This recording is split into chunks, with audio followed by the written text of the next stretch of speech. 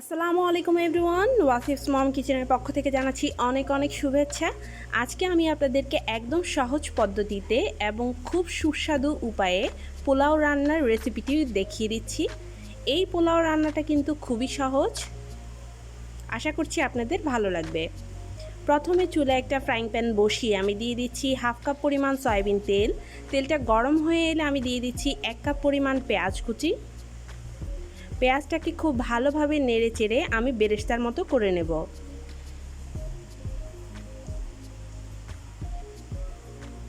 দেখতেই পাচ্ছেন পেঁয়াজটা কালার চেঞ্জ হয়ে আসছে। এখন এখান থেকে কিছুটা পেঁয়াজ বেরেস্তা আমি তুলে রাখবো, পরবর্তীতে ইউজ করব পোলাওটা হয়ে যাওয়ার পর। অবশিষ্ট পেঁয়াজ বেরেস্তার মধ্যে আমি দিয়ে দিচ্ছি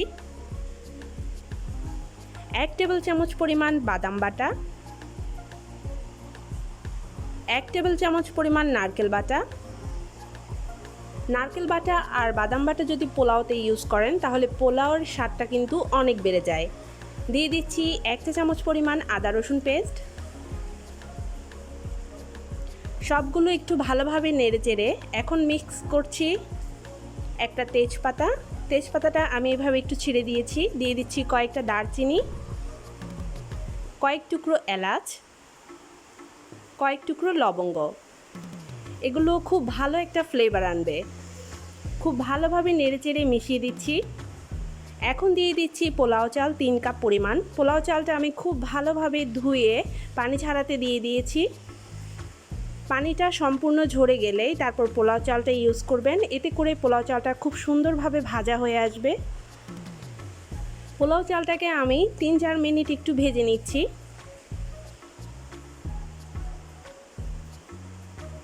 খুব ভালোভাবে নেড়েচেড়ে আমি ভেজে নিচ্ছি, এতে করে পোলাওটা খুব ঝরঝরে হবে। এখন আমি এখানে দিয়ে দিচ্ছি পানি। 3 কাপ পোলাও চালে আমি 6 কাপ পরিমাণ পানি ইউজ করেছি। সবসময় খেয়াল রাখবেন প্রতি কাপ পোলাও চালের মধ্যে 2 কাপ পানি দিতে হবে। অর্থাৎ আপনি যদি 1 কাপ পোলাও চাল ইউজ করেন তাহলে 2 কাপ পানি, 2 কাপে 4 কাপ, আর 3 কাপের জন্য অবশ্যই 6 কাপ। পোলাওয়ের মধ্যে দুধ মাস্ট দিতে হয়, সেটা নারকেলের দুধ হোক কিংবা গরুর দুধ। আমি এখানে গরুর দুধ ইউজ করেছি 1 কাপ পরিমাণ। দিয়ে দিচ্ছি 3টা কাঁচামরিচ, এটাও খুব সুন্দর একটা ফ্লেভার আনবে। একটু নেড়েচেড়ে মিশিয়ে নিচ্ছি। এখন দিয়ে দিব সবচেয়ে দরকারি উপকরণ লবণ। দিয়ে দিচ্ছি 1/2 চা চামচ পরিমাণ লবণ। টেস্ট বাড়ানোর জন্য দিয়ে দিচ্ছি 1/2 চা চামচ চিনি, আপনারা চাইলে স্কিপ করতে পারেন। একটু ভালোভাবে নেড়েচেড়ে মিশিয়ে নিচ্ছি। পানিটা যখন একটু ঘন হয়ে আসবে তখন আমি এটা ঢাকনা দিয়ে ঢেকে দেব। তার আগে এটাকে খুব ভালোভাবে বলক তুলে নিতে হবে। দেখতেই পাচ্ছেন পানিটা একটু মাখো মাখো হয়ে এসছে। তো এই পর্যায়ে আমি ঢাকনা দিয়ে ঢেকে দিলাম 10 মিনিটের জন্য। চুলার হিটটা একদম লোতে রেখেছি। আমার পোলাওটা হয়ে গিয়েছে। এখন আমি 1 টেবিল চামচ পরিমাণ ঘি দিয়ে দিচ্ছি।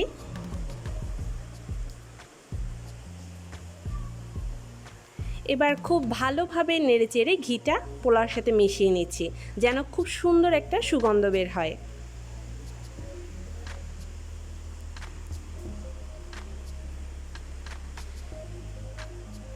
দেখুন আমার পোলাওটা কতটা ঝরঝরে হয়েছে।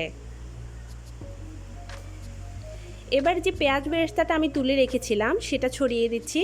তৈরি হয়ে গেল পারফেক্ট পোলাও রেসিপি। আশা করছি এই পোলাও রেসিপিটি আপনাদের ভালো লেগেছে। সবাই ভালো থাকবেন, সুস্থ থাকবেন।